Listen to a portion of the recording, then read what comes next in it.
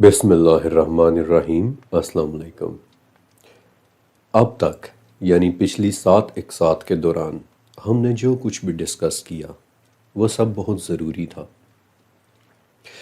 تاکہ آپ کا مائنڈ پہلے سے موجود تمام انفارمیشن کو نکال کر بالکل فریش ہو جائے اور آپ کے ذہن میں اس کی جگہ بن جائے کہ جو آج اس سیریز کے دوران پہلی مرتبہ میں آپ کو بتانے والا ہوں۔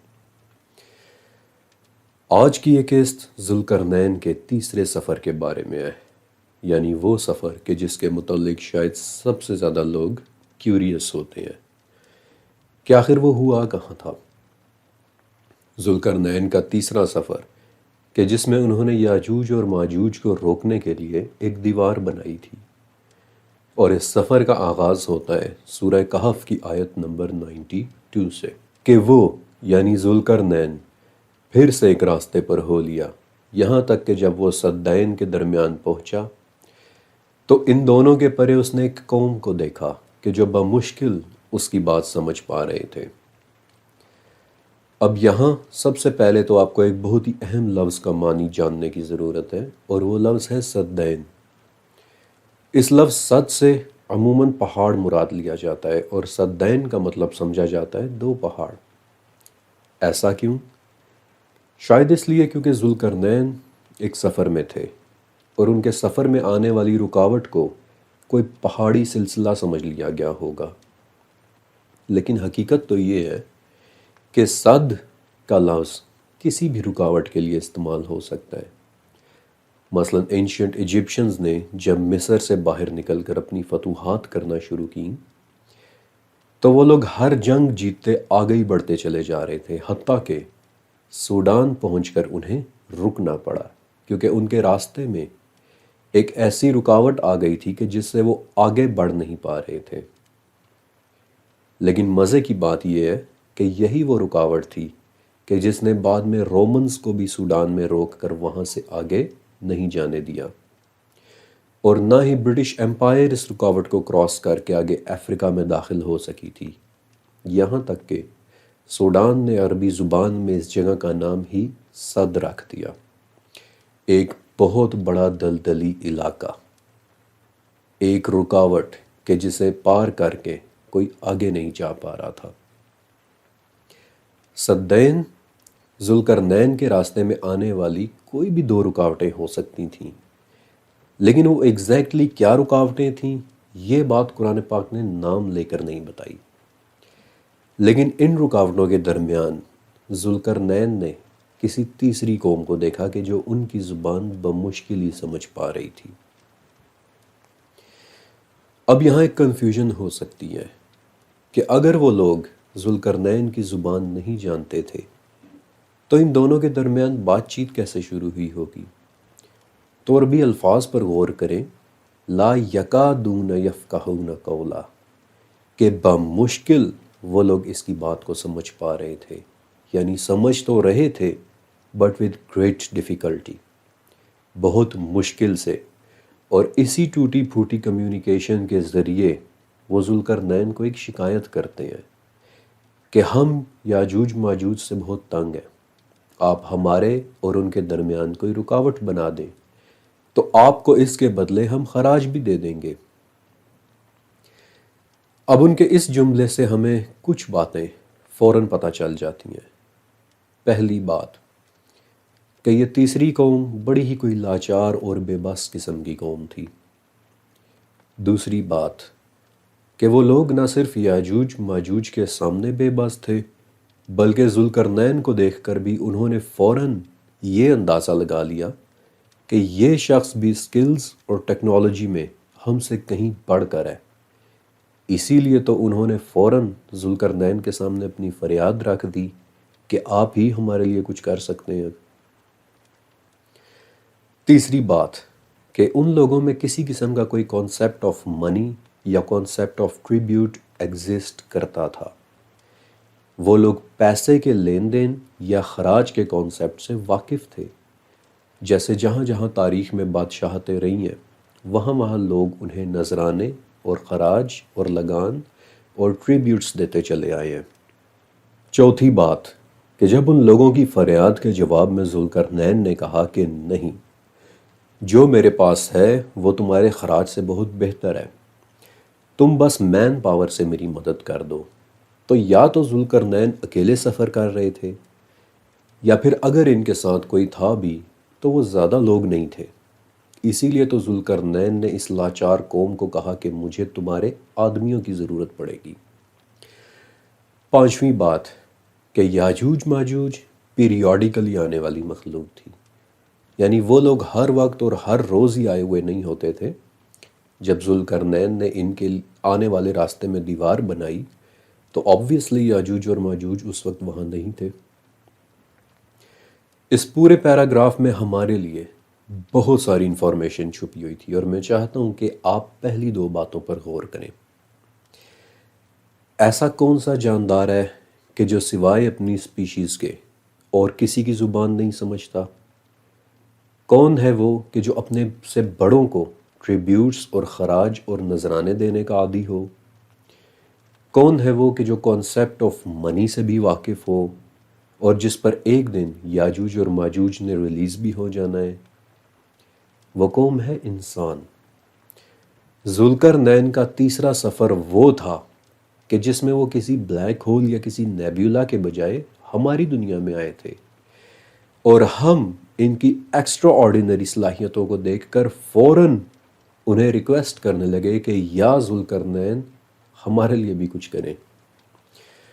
ذوالقرنین سے کسی کام کی درخواست کرنا وہ ایکٹ تھا کہ جو نہ پہلے سفر یعنی عین الحمیہ والوں نے کیا، حالانکہ ان کا سورج مر رہا تھا، وہ لوگ تباہی کے دہانے پر کھڑے ہوئے تھے، اور نہ ہی مطلع شمس والوں نے ایسی کوئی ریکویسٹ کی، حالانکہ ان کا سورج ان پر بدترین قسم کا ریڈیشن بمبارڈ کر رہا تھا، برسا رہا تھا۔ لیکن تیسرے سفر والوں یعنی انسان نے فوراً اپنی فطرت اور عادت سے مجبور ہو کر کہہ دیا کہ ہم سے پیسے لے لے لیکن ہمارا کام کر دے۔ انسان اپنا کام پیسے یا کوئی چیز دے کر کروانے کے عادی ہیں، لیکن ذوالقرنین کو ہمارے پیسوں یا ہمارے خراج کی ضرورت نہیں تھی، اور اسی لیے انہوں نے کہا کہ جو میرے پاس ہے وہ اس سے بہت بہتر ہے کہ جو تم مجھے آفر کر رہے ہو۔ ہمارا ذوالقرنین سے ریکویسٹ کرنا وہ بیسک ہیومن بیہیویئر تھا کہ جس سے پتہ چلتا ہے کہ ذوالقرنین کا تیسرا سفر وہ تھا کہ جس کے دوران وہ ہماری دنیا میں آئے تھے، ورنہ اس بیہیویئر کا اظہار اور اس طرح سے پینک تو وہ پچھلے دو لوگ بھی نہیں ہوئے تھے کہ جن میں ایک کا سورج مر رہا تھا اور دوسرے کا سورج ان پر لٹرلی آگ برسا رہا تھا۔ دیوار کی تعمیر پر آتے ہیں۔ 96 نمبر آیت سے دیوار کی تعمیر کا عمل شروع ہوتا ہے، اور ذوالقرنین ان لوگوں کو کہتے ہیں کہ میرے پاس لوہے کی چادریں لے کر آؤ۔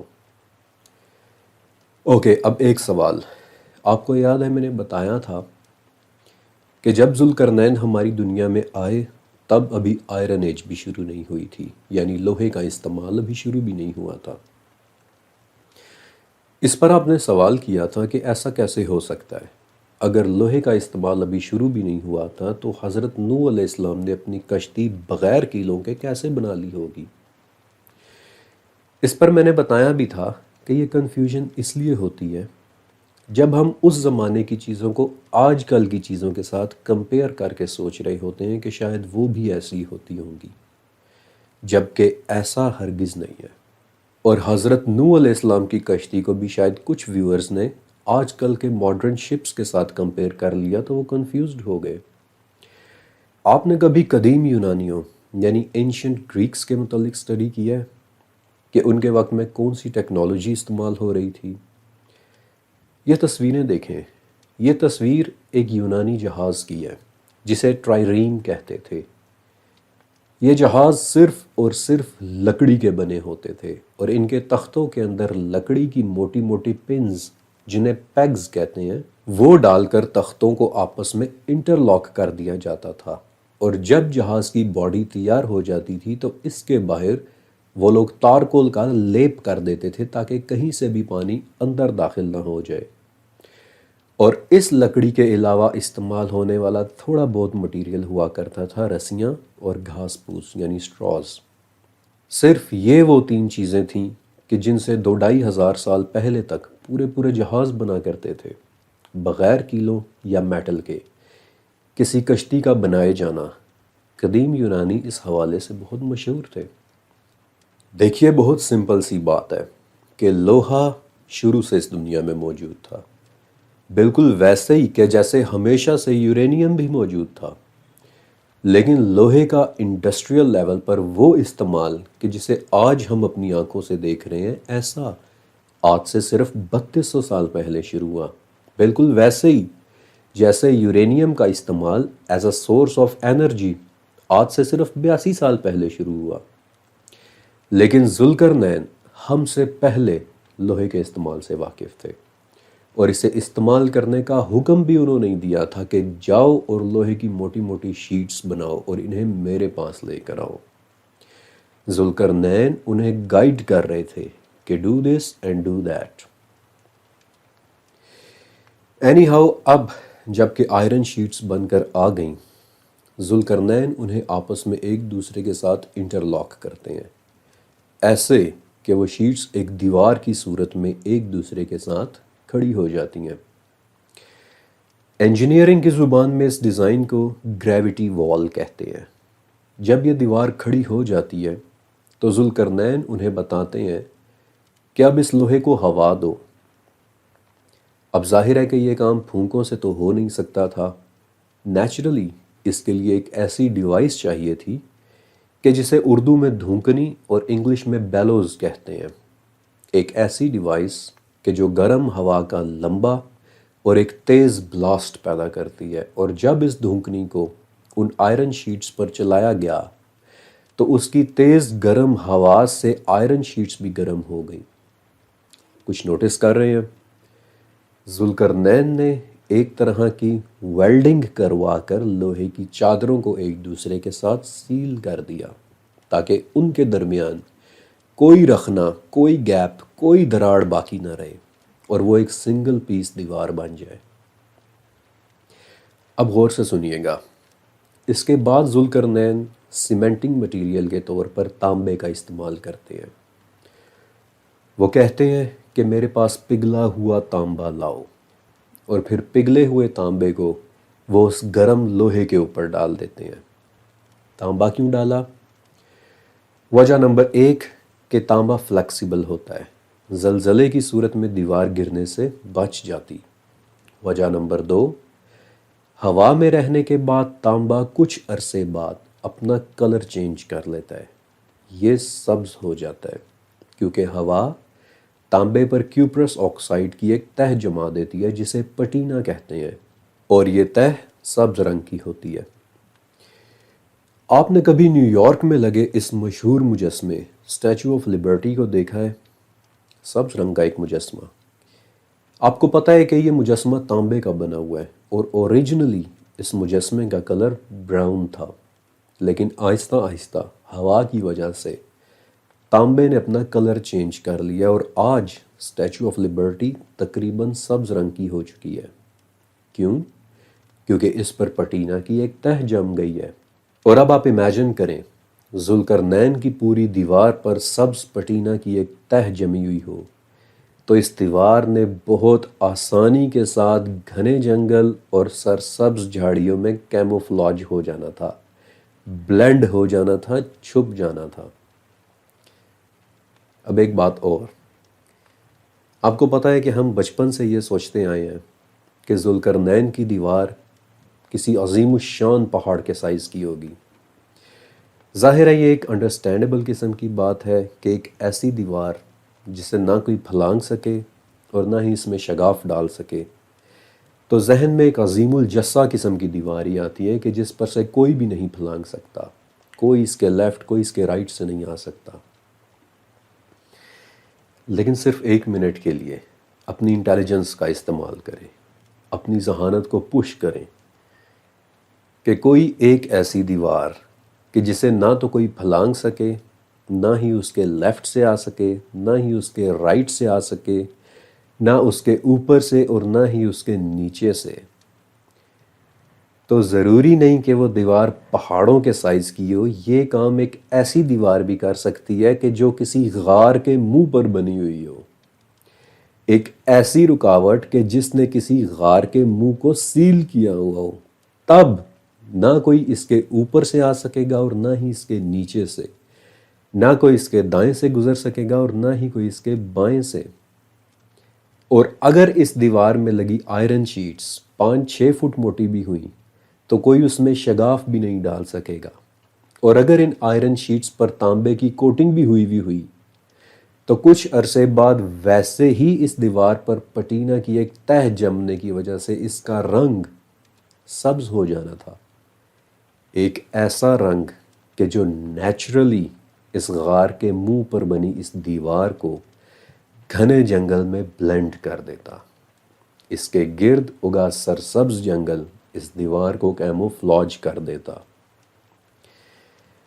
ایک اور بات کہ اگر وہ غار کسی پہاڑ پر ہے تو یقیناً وہ بلندی پر ہے، تو جب وہ دیوار ٹوٹے گی تو اس کے ٹوٹنے پر یاجوج ماجوج کا بھاگتے دوڑتے بلندیوں سے نیچے اترنا بھی ایکسپلین ہو جاتا ہے۔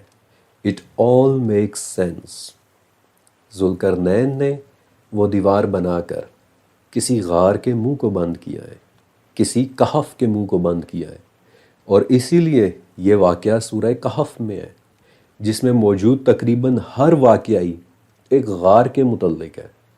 مثلاً حضرت موسیٰ علیہ السلام و خضر کا وہ واقعہ کہ جس میں مچھلی پانی کے اندر ایک غار کی طرح کا راستہ بنا کر چلی جاتی ہے، اصحاب کہف کہ جو ایک غار میں جا کر سو جاتے ہیں۔ سورہ کہف یعنی غار وہ سورہ ہے جس میں تقریباً سبھی واقعات غاروں کے متعلق ہیں۔ تو واٹ اف یاجوج ماجوج بھی اونچائی پر موجود کسی غار سے نکل کر نیچے آتے ہوں، اور ذوالقرنین نے اس غار کے منہ کو دیوار بنا کر اس اوپننگ کو بند کر دیا ہو، اسے ایک ردمہ بنا کر بلاک کر دیا ہو، ایک ری انفورسڈ رکاوٹ کہ جسے نہ تو کوئی پھلانگ سکتا ہے اور نہ ہی کوئی اس کے دائیں بائیں یا اوپر نیچے سے آ سکتا ہے، اور جو تانبے کی کوٹنگ کی وجہ سے اب سبز ہو کر سرسبز جنگل میں ڈھک چکی ہے، بلینڈ ہو چکی ہے، چھپ چکی ہے، اور آج تک ہمیں نظر نہیں آ سکی۔ آپ کو ایک اور بڑی مزے کی بات بتاتا ہوں۔ جب ذوالقرنین یہ دیوار کھڑی کر رہے تھے تو 96 نمبر آیت کے مطابق انہوں نے اس دیوار کو صدفین تک برابر کر دیا۔ صدفین کا مطلب کیا ہوتا ہے؟ سپیاں، اور بظاہر اس موقع پر اس لفظ کا استعمال تھوڑا سا آڈ لگتا ہے کہ بھلا دیوار کی سطح کو سپیوں کے برابر کر دینے کا کیا مطلب ہوا، لیکن یہ بات بالکل بھی عجیب نہیں ہے اگر آپ سپیوں کی شیپ سے واقف ہوں۔ سپیوں کی 12 شیپس ہوتی ہیں، جن میں سے 6 شیپس بالکل ایک غار کے جیسی ہوتی ہیں: کانویولیٹ، فیوسی فارم، پائری فارم، کونیکل، ایب کونیکل اور بائی کونیکل۔ ان سپیوں کی شیپ دیکھ کر آپ صدفین کے لفظ کو فوراً سمجھ جائیں گے کہ ذوالقرنین نے اس غار کے منہ کو front to back, tip to tip بند کیا تھا، موٹی موٹی شیٹ سے غار کو مکمل طور پر بلاک کر دیا تھا، اور کہا تھا کہ یہ میرے رب کی رحمت ہے، حتیٰ کہ جب وہ چاہے گا تب یہ دیوار پاش پاش ہو جائے گی۔ ایک اور دلچسپ بات سنیے کہ یہاں لفظ دیوار کو گرا دینے کا نہیں ہے، یہاں لفظ دیوار کو توڑ دینے کا نہیں ہے، بلکہ یہاں لفظ ہے دکا، یعنی پاش پاش ہو جانا، ریزہ ریزہ ہو جانا۔ یہی لفظ الاعراف کی 143 نمبر آیت میں آیا ہے، فَلَمَّا تَجَلَّى رَبُّهُ لِلْجَبَلِ جَعَلَهُ دَكَّا، یعنی جب ان کے رب نے پہاڑ پر تجلی کی تو اسے پاش پاش کر دیا، ریزہ ریزہ کر دیا۔ اب ایک منٹ کے لیے سوچئے کہ لوہے کی دیوار ریزہ ریزہ کب ہوتی ہے؟ جب وہ ڈیٹیریوریٹ ہو جاتی ہے۔ اور لوہا کیسے ڈیٹیریوریٹ ہوتا ہے؟ جب اس پر آئرن آکسائڈ کی تہیں چڑھنا شروع ہو جاتی ہیں، یعنی عام الفاظ میں جب اس پر زنگ کی تہیں چڑھنا شروع ہو جاتی ہیں، اور زنگ پرمیبل ہوتا ہے، یعنی ایک مرتبہ یہ جس سطح کو لگ جائے اس پر پھیلنا شروع کر دیتا ہے اور اپنے نیچے موجود لوہے کو اس پوائنٹ تک کمزور کر دیتا ہے کہ ایک وقت پر آ کر وہ لوہا پاش پاش یا پھر ریزہ ریزہ ہو جاتا ہے۔ غور سے سنن ابن ماجہ کی حدیث سنیں کہ یاجوج اور ماجوج ہر روز اپنی دیوار میں کھدائی کی کوشش کر رہے ہیں۔ اب ذرا سوچیں کہ ہر طرف سے بند ایک دیوار میں بغیر کسی پاور ٹول کے شگاف ڈالنے کی کوشش کیسے کی جا سکتی ہے؟ کعب بن احبار سے پتہ چلتا ہے کہ یاجوج ماجوج ہر روز اپنی دیوار کو چاٹ رہے ہیں، یہاں تک کہ وہ پتلی سے پتلی ہوتی چلی جاتی ہے۔ دوبارہ حدیث کی طرف آئیں۔ سنن ابن ماجہ کی حدیث ہے کہ قریب ہوتا ہے کہ ان لوگوں کو سورج کی روشنی دکھائی دینے لگے، لیکن تب ان کا بڑا کہتا ہے کہ اب لوٹ چلو، باقی کل کھو دیں گے۔ لیکن جب اگلے دن وہ لوگ واپس آتے ہیں تو دیوار بالکل پہلے جیسی ہو چکی ہوئی ہوتی ہے۔ آپ نے کچھ آبزرو کیا کہ قریب ہوتا ہے کہ یاجوج و ماجوج کو سورج کی روشنی دکھائی دینے لگے، یعنی جہاں وہ لوگ ہیں وہاں اندھیرا ہے۔ ایک غار کا اندرونی حصہ ہے، ایک غار کا انٹیریئر ہے، اور وہ ہر وقت اس دیوار کو چاٹ رہے ہیں، اسی اپنی زبان سے کھرچ رہے ہیں، جیسے آپ زنگ کی موٹی تہوں کو کسی ریگ مار سے کھرچ کھرچ کر اسے اتار رہے ہوتے ہیں۔ وہ سارا دن اسے چاٹتے ہیں، اسے کھرچتے ہیں، لیکن جب اگلے دن واپس آتے ہیں تو زنگ کی تہیں ایک بار پھر سے اسی طرح سے بڑھی ہوئی ہوتی ہیں۔ لیکن ایک سوال کہ زنگ اتنی جلدی جلدی تو نہیں چڑھتا۔ زنگ چڑھنے کا ریٹ جاننے کے لیے ہمیں 4 چیزوں کا ڈیٹا چاہیے ہوگا، مثلاً اس دیوار میں استعمال ہوئے لوہے کی ڈینسٹی اور اس کا سرفیس ایریا وغیرہ، جو کہ آبویسلی ہمارے پاس نہیں ہے، اور اگر ہوتا بھی تو اتنا تو ہم جانتے ہی ہیں کہ زنگ کی تہیں راتوں رات اتنی جلدی جلدی نہیں چڑھتی، انلیس غار کی ہوا کے اندر بے پناہ نمی اور بے انتہا نمک ہو، تب اس دیوار کے لوہے پر زنگ چڑھنے کی رفتار کئی گنا زیادہ تیز ہو جائے گی اور راتوں رات زنگ کی کئی کئی تہیں چڑھ جائیں گی، اور غاریں ایسی ہی ہوتی ہیں، بدترین حد تک نم جگہیں، کیونکہ ان میں زمین کے اندر کی ساری ہیٹ ٹریپ ہوئی ہوتی ہے۔ میکسیکو کی نائکا کرسٹل کیو، جہاں اس قدر نمی ہوتی ہے کہ آج تک 13 منٹ سے زیادہ ادھر کوئی رک ہی نہیں سکا۔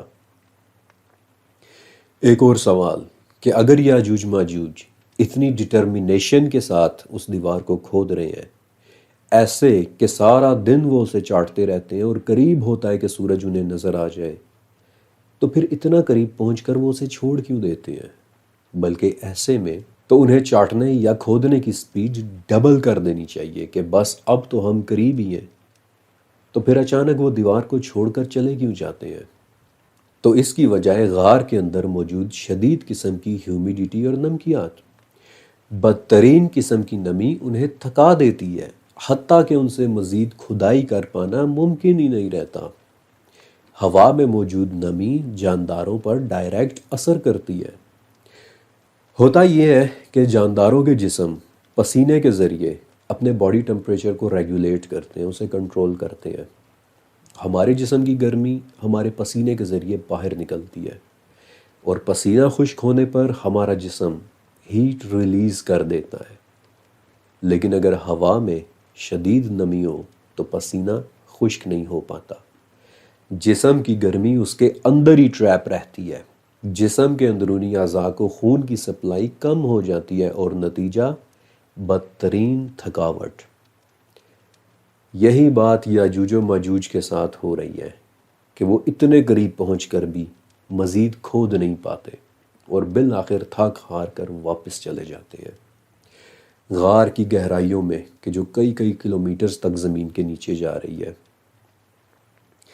لیکن میرے پاس کیا ثبوت ہے کہ یاجوج ماجوج بھی اسی گوشت پوست سے بنے جاندار ہیں کہ جس سے ہم بنے ہیں؟ تو فکر مت کریں، آگے چل کر میں یاجوج اور ماجوج کی اناٹمی پر بھی بات کروں گا، لیکن ایک سوال اور کہ اگر یاجوج و ماجوج غار کی گہرائیوں میں چلے جاتے ہیں تو بعض روایات کے مطابق ان کی آبادی کروڑوں یا اربوں میں ہونی چاہیے، تو پھر وہ غاروں یا پھر کسی کیو سسٹم میں کیسے رہ سکتے ہیں؟ غور کریں کہ سورہ کہف کے مطابق یاجوج ماجوج جب دوڑتے چلے آئیں گے تو وہ ایک دوسرے کے اوپر چڑھتے ہوئے چلے آ رہے ہوں گے۔ اس سے آپ کو کیا پتہ چلتا ہے؟ وہ لوگ ایک دوسرے کے ساتھ گڑ مڈ ہو کر رہنا مائنڈ نہیں کرتے، وہ ہماری طرح نہیں ہے، وہ ایک دوسرے کے ساتھ کریمپ ہو کر رہتے ہیں۔ اور کیا ہوتا ہے جب لوگ ایک دوسرے کے ساتھ کریمپ ہو کر رہ رہے ہوں؟ اگر آپ انسانوں کو ایک دوسرے کے ساتھ کریمپ کر کے آباد کر دیں تو کیا ہوگا؟ آپ کو پتہ ہے کہ پوری دنیا کے 8 ارب انسانوں کو اگر کریمپ کر کے رکھا جائے تو انہیں کتنا بڑا ایریا چاہیے ہوگا؟ بلوچستان سے صرف تھوڑے سے بڑے ایریا میں آپ پوری دنیا کے لوگوں کو کریمپ کر کے فٹ کر سکتے ہیں۔ تو کیا یہ ناممکن ہے کہ ہماری اتنی بڑی زمین کے اندر بنے سینکڑوں کلومیٹر لمبے غاروں کے سسٹمز میں یاجوج و ماجوج کی آبادی پوری نہ آ سکے؟